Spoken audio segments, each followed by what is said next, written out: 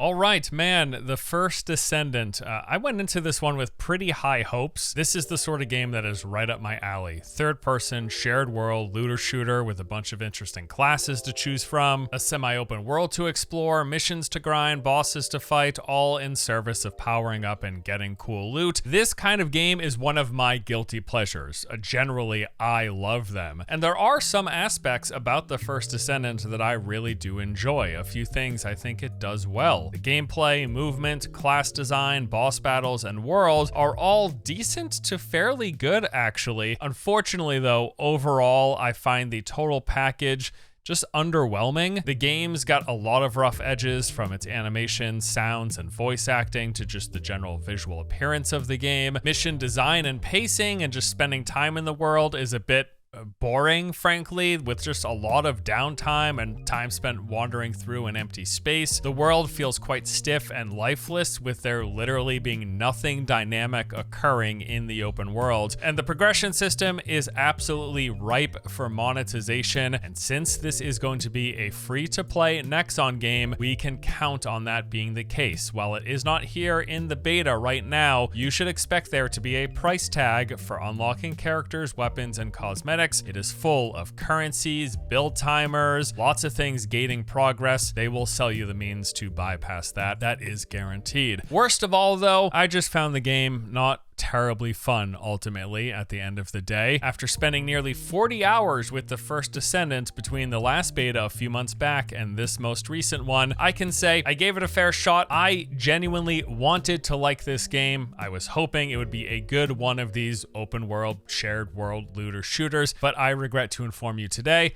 it is extremely disappointing. I just don't think this is a very good game. That is a shame, because I really did want it to be. So let's talk about the first Descendant. But first, let's talk about today's sponsor. So today's video is sponsored once again by Ridge Wallet. You know him. I'm always happy to talk about him because I use mine daily and have been for nearly 2 years. I think it's a great product. Simply put, the whole point of these wallets is that you carry less around with you, strip down to the essential items, and have a much smaller profile wallet in your pocket to boot. Ridge's list of features include the ability to expand with room for up to 12 cards. If you carry cash, they've got a strap for the back of it as well. They're offered in over 30 different colors and styles, and Ridge wallets have over 80,000 5-star reviews, along with coming with a lifetime warranty and a 99-day risk-free trial. So right now, Ridge is holding a Hennessey sweepstakes from now until September 30th. Without spending $1, you can enter on their website for a chance to win a new upgraded Hennessey Ford Bronco or $75,000 in cash. Register with the link below. You get 1 bonus entry for every $1 you spend, and custom Hennessey products come with up to 1,000 entries. And if you use my link, ridge.com/force, and code FORCE at checkout, you'll get 10% off and 10 bonus entries, making now a great time to check out Ridge for yourself. All right, now let's talk about the first Descendant. Let's start with a basic overview of what kind of game this is, how it is structured. It's all pretty straightforward. For comparison's sake, I would say this feels like sort of a mashup between something like Destiny and Warframe. So you start out by picking a class. This is a character-driven game. That's where one of the many inspirations it pulls from Warframe, with a variety of character classes that all have their unique abilities and distinct identities. The 3 starters that you get to choose from is this Ice Caster, who's got a bunch of different abilities to freeze enemies, your basic FPS guy, which has a few variations of grenades, some damage buffs, and a self-heal, and then there's this big old brawler who's got a few different damage barriers, some movement, and crowd control abilities. After you pick your class, you'll play through a brief tutorial that introduces you to the world's story, giving you a basic introduction to the movement and combat, and then sets you off into the world. So the game is divided into 2 main parts. There are the open zones, and then there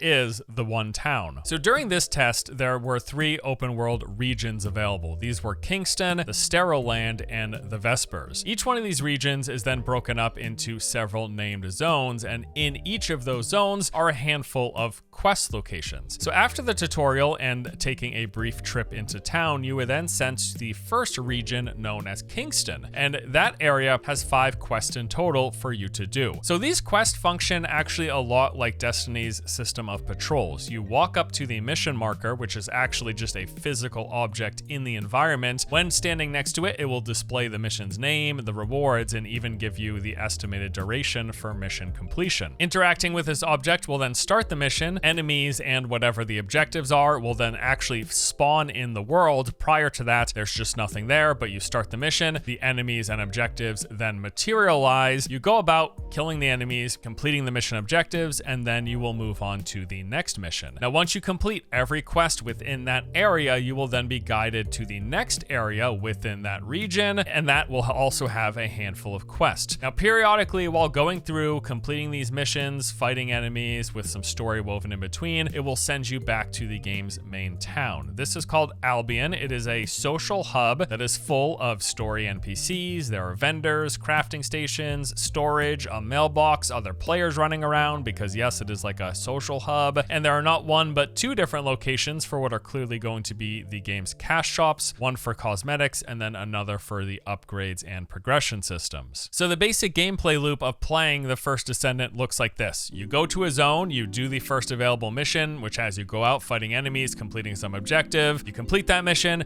it then guides you to the next available mission in that area. In between this, you'll be going back and forth to the base, turning things in, doing some progression stuff, what have you. And then once you finish all of the missions in one area, you then move into the next area within that region. And then once you do all of those missions, it will then guide you to the next zone. This loop continues until you have cleared all of the game's 3 regions. Now, beyond this, there are actually 2 other things to do. Beyond going to regions, doing missions, moving through the region, and then going to the next region, there's 2 other types of content in the game. There is the Void Intercept battles. These are basically boss fights. All of these fights take place in this one special arena. It's sort of like a virtual battle simulator, and currently there are 8 bosses available to take on in the game. And then there are also special operations. These are repeatable missions for you to farm currency and materials. One of these has you defend a single point from 21 waves of increasingly difficult enemies. They're trying to destroy some sort of structure. You have to defend that structure. Another one has you going around clearing enemies that are spawned at these various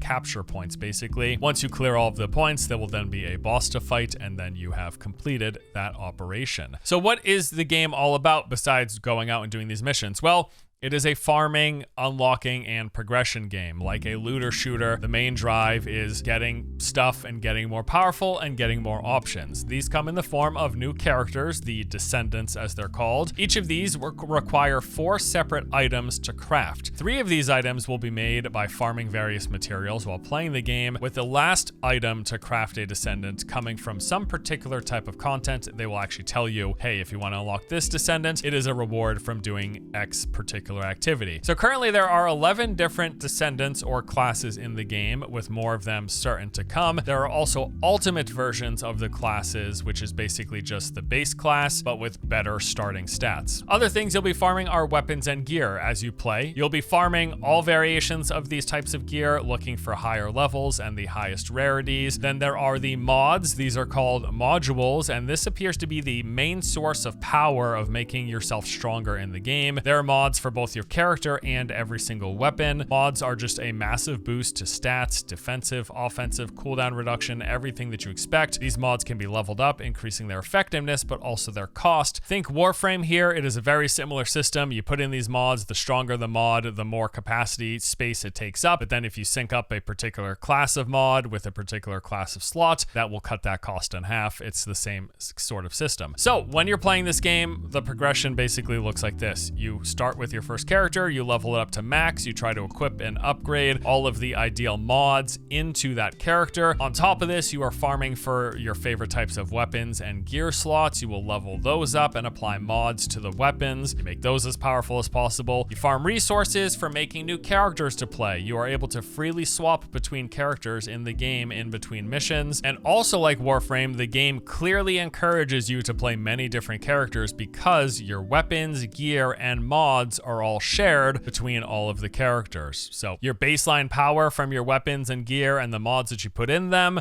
that is just universal, and it's just like leveling up your character is its own separate path of progression, and also pretty easy. The real long-term progression comes from leveling up those weapons and those mods, basically. And also on top of that, there is also this account-wide progression called the Mastery rank, with each and every level of Mastery rank giving you a boost to your weapon module capacity, as well as your Descendant module capacity, so the amount of storage space you have for powerful mods, as well as giving you boost to your inventory slots and storage slots, all up to a point. But yes, another form besides weapons and gear of account-wide progression, further encouraging freely swapping between characters, which means you're going to be farming for the stuff needed for those characters, and it shouldn't come as much as a surprise. This is going to be a massive grind, as we are talking about a free-to-play game from Nexon, so expect it to be, well, about what you expect. One of the biggest things that I wanted to drive home with this video is that I feel like the first Descendant is such a huge disappointment because there is potential here, and there are things that I really like. For one, I think the general gameplay is actually pretty good, like shooting and using abilities. I feel it's fairly well done. You know, third-person shooters are notorious for sort of lacking the feeling of impact and feedback when compared to first-person shooters, but I do think they did a decent enough job at the point-and-click combat with the gunplay that they have here in the first Descendant. Along those same lines, I do think ability usage feels decent in the handful of classes that I played so far. It just feels good to throw abilities at enemies. It's nothing groundbreaking, but it is done well enough. I think the movement feels pretty good. As a baseline, you've got the ability to sprint and double jump. You can also mantle onto most any objects in the terrain. I like that freedom. There doesn't seem to be a lot of invisible walls in this game beyond the barriers of a level. When you're within a level, if there's an object, odds are you can get on top of it, an object, a building, whatever. Making that all the easier is the fact that you've got a grappling hook. It comes with 2 charges, and it is pretty liberal. In fact, I think it's really fun to use. They've made big improvements over the feel of swinging around with the grappling hook compared to the last beta that I tried, or the one that was a few months ago.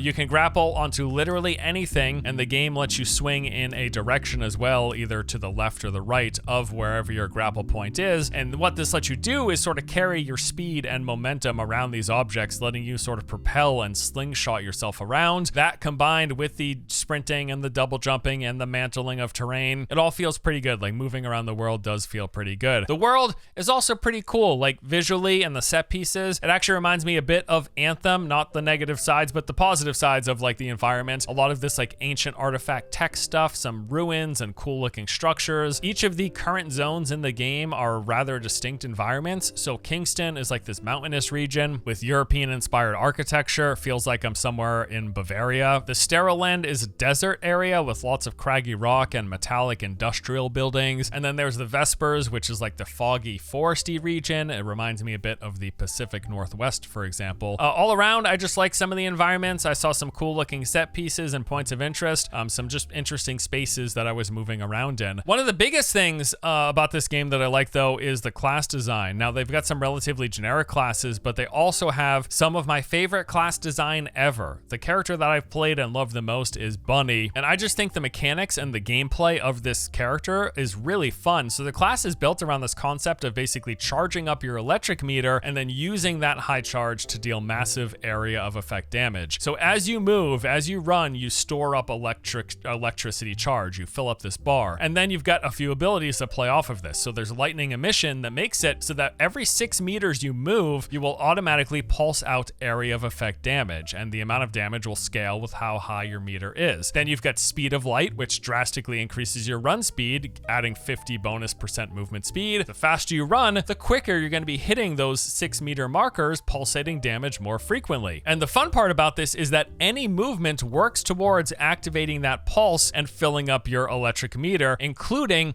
using your grapple hook. So what I'll do is I'll build up my charge quickly using speed of light, running really fast, filling up my meter. Then I'll activate lightning emission to start pulsating out damage every 6 meters I move. And then I'm just running around using my grapple hook to move very quickly in very short spurts of time and getting constant AoE pulses doing huge area of effect damage. On top of that, anytime Bunny lands on the ground after double jumping, she pulsates out additional area of effect damage. So while playing this character, I am running around constantly at 150% movement speed, grappling hooking all over the place, all while dishing out massive amounts of area of effect damage, zipping around, constantly pulsating out damage, double jumping all over the place like a maniac. It is stupid and quite fun. It's a really cool class design. I absolutely love it. It's one of my favorite classes in any like class-based game that I played. It's super well done. On top of that, I think the boss battles are done quite well. I actually really think these were very good. Bosses have interesting mechanics and phases. Even the first couple of fights that we went and took on were fairly challenging. I just think they did a good job here with these boss battles. They are interesting encounters with a variety of mechanics. It was pretty enjoyable. My biggest critique of these bosses is that every single fight takes place in these same digital combat arenas, and I think it would have been way cooler if they had like their own set piece locations in the world with actual landscape and stuff around it. And then finally on the list of positives, if you like games with progression systems, they have got a lot of them with 11 classes and more likely coming, and ultimate versions of those to boot. There are 44 different weapons to collect, and you're hunting for rarities and higher levels of those. Even more versions of mods. I don't know the exact number, but it's got to be somewhere around 100 mods between weapons and characters. Quite a lot of these to collect and level up. 5 different gear slots that can be powered up. Yeah, if you like games where you farm for stuff and that stuff makes you stronger, the first Descendant is chock full of it. So quite a lot of positives, but it's the negatives that ended up just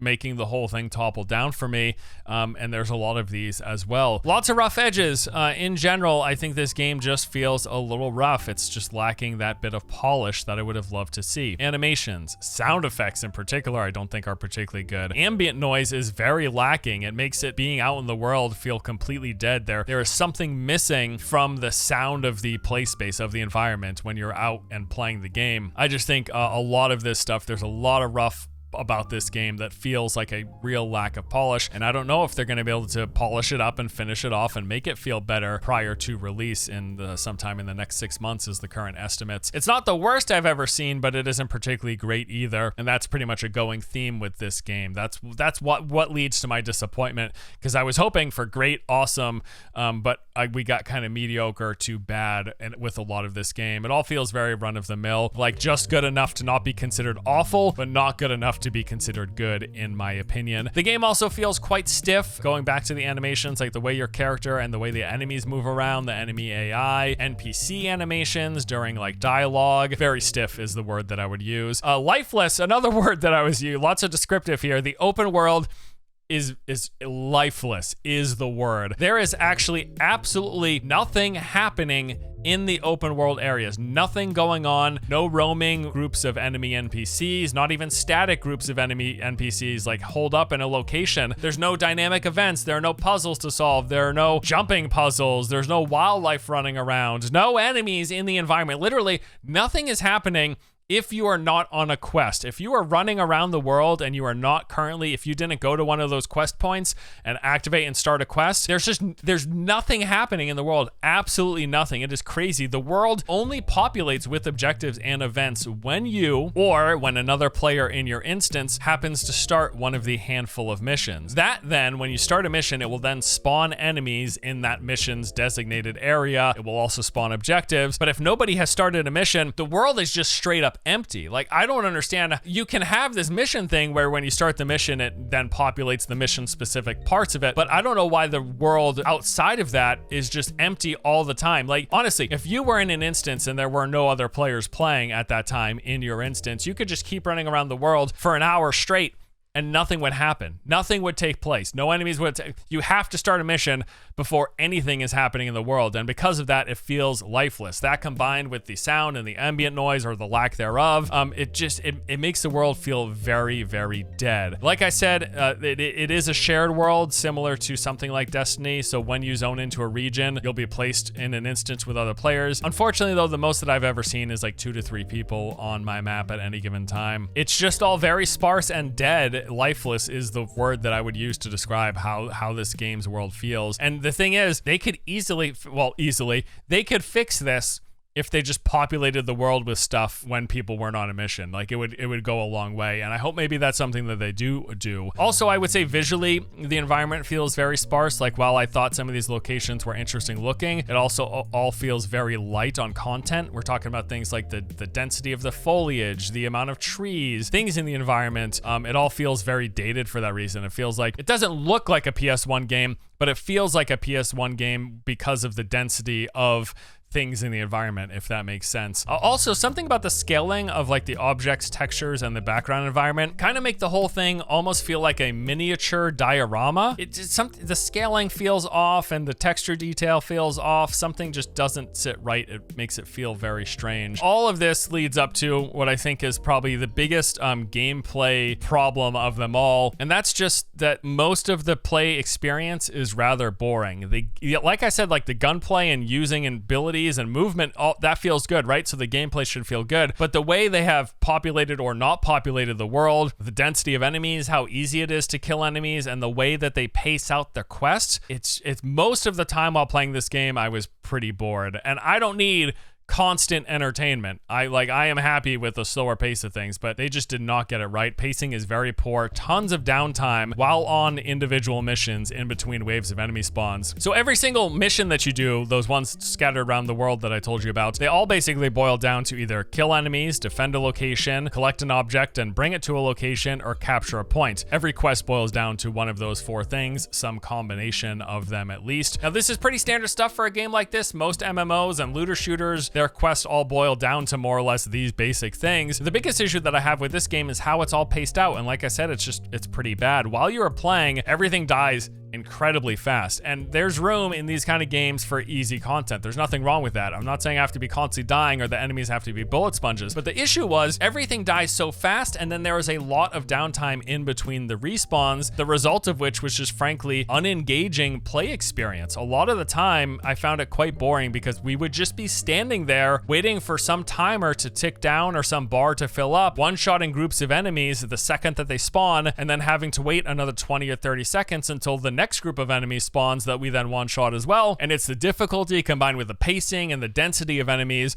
all comes together and just resulted in a boring gameplay experience. And this was really accentuated by the fact that there are variations of these game modes, like those horde modes where you have to face off against those 21 waves of enemies, and that content has a huge density of enemies and it gets progressively tougher, and that was engaging and entertaining. The problem was going through the entire play experience up until unlocking those missions, it was all boring. But it got interesting once they fixed the density and the survivability of the enemies and the lethality, making them more dangerous. So if they could roll that into more of the base experience, that would be better. Probably the biggest and most obvious thing about this game, though, that is going to be a negative mark is the fact that it is clearly going to be insanely monetized. They have like 1,000 different materials and currencies for crafting characters, weapons, and mods, and we know this is going to be a free-to-play game. So for that, this game is most certainly going to be pay to win down the road. In fact, I think there's no question. This is a game developed and published by Nexon. It is free to play, and already in the beta, all of the telltale signs of a system ripe for monetization are here. There are build timers for characters and weapons, the things that you're going to be progressing towards and working towards. They've got timers with them. Weapons take 4 hours to build. Each of the materials to make those weapons, of which there are 3 per, will take 2 hours to build, so that's 2, 4, 6, 10 hours in order for you to make a weapon. Normal characters take 12 hours to build, plus each of the 3 materials that you have to make for that each take 6 hours to build, so we're talking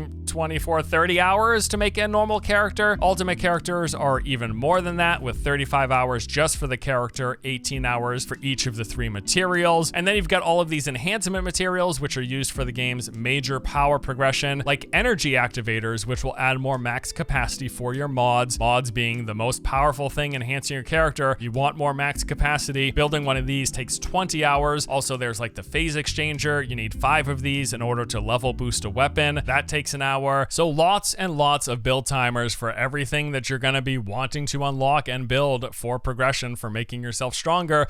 And wouldn't you know it, the game's got a currency credits that let you skip the build timing entirely. These almost certainly, without question, will be available for sale. In fact, the game's got a ton of different currencies, 4 of them to be exact. There is gold. This is the base currency used for pretty much everything, like researching new components, characters, and weapons, as well as upgrading mods. There's the Cooper shards, which are used for upgrading mods, and these are obtained by breaking mods down. There are credits, which are used for buying power. There's no other way to put it. You need these to unlock components for your new characters, as well as to skip those build timers. As I mentioned, waiting upwards of 30 plus hours for certain characters when you put everything together. Then there's the currency called Caliber, which is used to purchase the game's in-game cosmetics. It's without question also going to be available for purchase with cash. Speaking of cosmetics, there are cosmetics for literally everything. Okay, the characters for body and head slots. There are cosmetics for each of the weapons. There's cosmetics for your grapple hook. There's cosmetics for your spawn in animation. There are emotes. There are UI theme cosmetics, even name card cosmetics. And yes, absolutely, this is a free to play game. They will be selling all of that. So with all that said, overall, there is some fun to be had with this game. Like I said, the combat is done well enough. I absolutely love the class design of Bunny in particular, and I enjoyed some of the more challenging bits of content in those horde mode missions, as well as those boss battles. Like, genuinely, I had a decent time. The thing is, if you are looking for just another looter shooter, one that you haven't played before, yeah, you could put some miles on this thing. Like, you could get some time out of this, but I would not go into it expecting any long-term payoff. And we have to be aware of just how crazy the monetization is going to be. It is Nexon. You should expect that they are going to do what they've done with all of their prior games, and all of the systems are in place for them to monetize the character unlocks, the build timer skips, the resources that you're short on, and of course the cosmetics. It is going to happen without question. The thing is, I wouldn't call the first Descendant a horrible game. It's not a completely lost cause. I just don't think it's particularly good, and that is why I feel it is so disappointing. I suppose the good news is it is in beta, and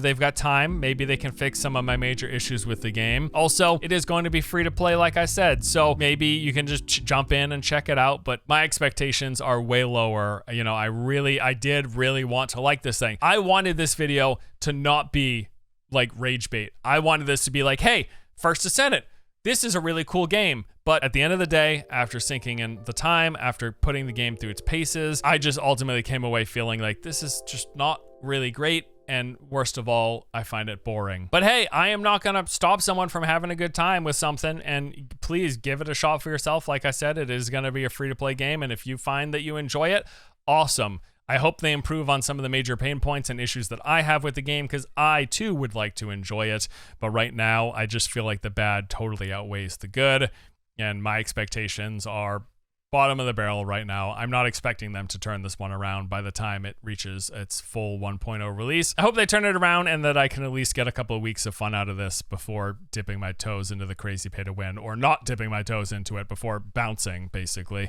Yeah, that's it for me today. Thank you for watching. Hope you enjoyed the vid. I'll see you next time.